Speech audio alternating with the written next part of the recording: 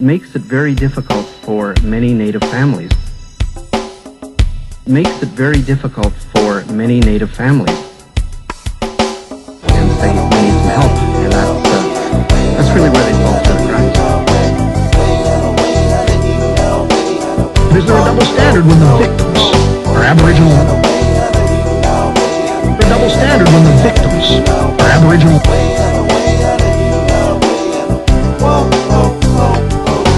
tell you all where the Soto-Pawp came from. 1981, a Soto life had begun. Well, maybe my mom felt she couldn't take care of me, blaming herself. I feel poor parenting. Well, I was a good kid who played toys at all times, but when I slept, she watched me and cried. I wondered why. I remember watery eyes and a sweet soft voice humming native lullabies.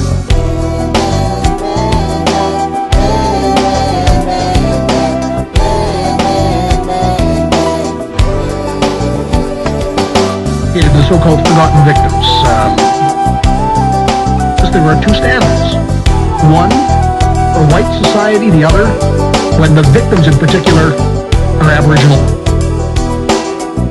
Because again, it sort of displays the race card a little bit. At the age of 2, we moved to Saskatoon. Had a hard time learning, couldn't stay in one school. Drawing all the time, I couldn't stay on task. I was a Mac and a clown of the class. I got into drugs, started getting violent. Never saw my victims, they suffered in silence. Their mobile crisis trying to put me in a hole. Because of my behavior, I was never left alone. Life went on like this for a few years. Suicide took my 2 bros, whom I now am here. I feel they became a little bit a part of me.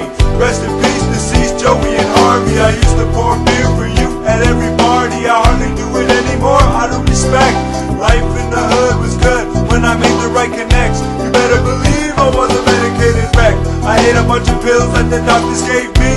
Conscious mental death, or was they trying to save me? Blame me, hate me to insanity. I handled it till I quit. Then I cracked open a beer to have a sip. I was thirsty, now working towards my plans and wishes. I saw too much difference in the city of bridges. Made me so sick I joined Native theater business. Soto's got the fresh beat. Son of anyone who's gonna drop it in the street. Soto ain't friendly like he is kid. Ain't spitting bullshit every verse he drop it in. Street prophet, dark angel from above. Tales from the hood about tragedy enough.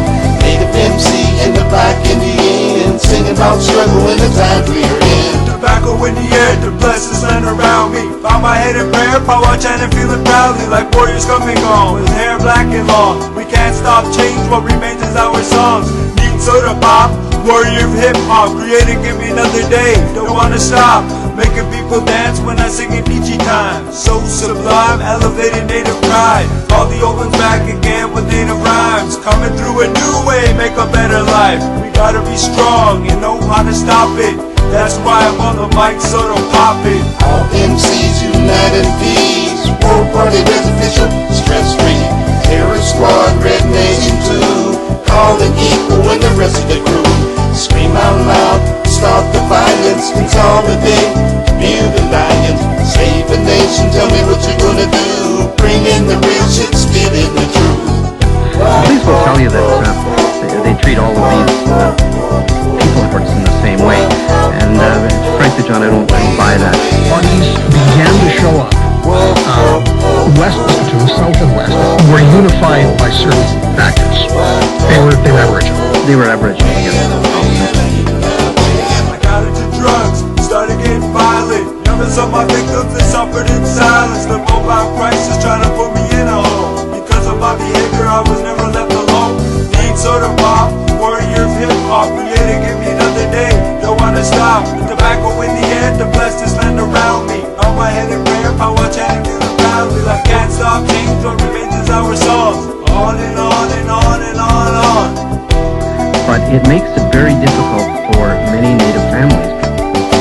Tell you all where the Soto-Pawp came from. 1981, the Soto life had begun. Well, maybe my mom felt she couldn't take care of me, blaming herself. I feel poor parenting. Well, at the age of 2, we moved to Saskatoon. Had a hard time learning, couldn't stay in one school. Drawing all the time, I couldn't stay on task. I was a Mac and a clown of the class. I was a good kid who played toys at all times, but when I slept, she watched me and cried. I wondered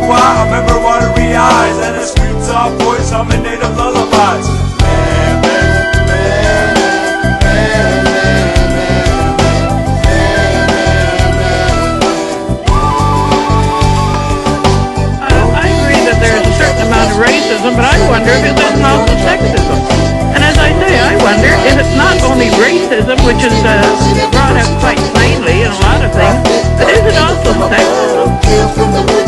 I think every woman should be protected. I don't care who she is, or what her station in life is, or what she does for a living. Are victims valued differently? You know, if they are a middle-class young mom, you know, a middle-class child, or if there's somebody who's living, in that area of Saskatoon particularly, or whether it's the stolen Regina, people who live and have a lifestyle in that area, are they valued less?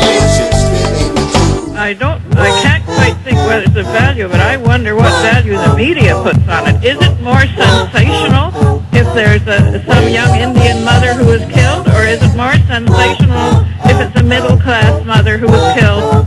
When you look at it objectively, why should the Bernardo case be more compelling than what happened in Saskatoon? And I think what it really boils down to is, for some reason, the media and the general public can respond to the victims of Paul Bernardo. These were two attractive young white women.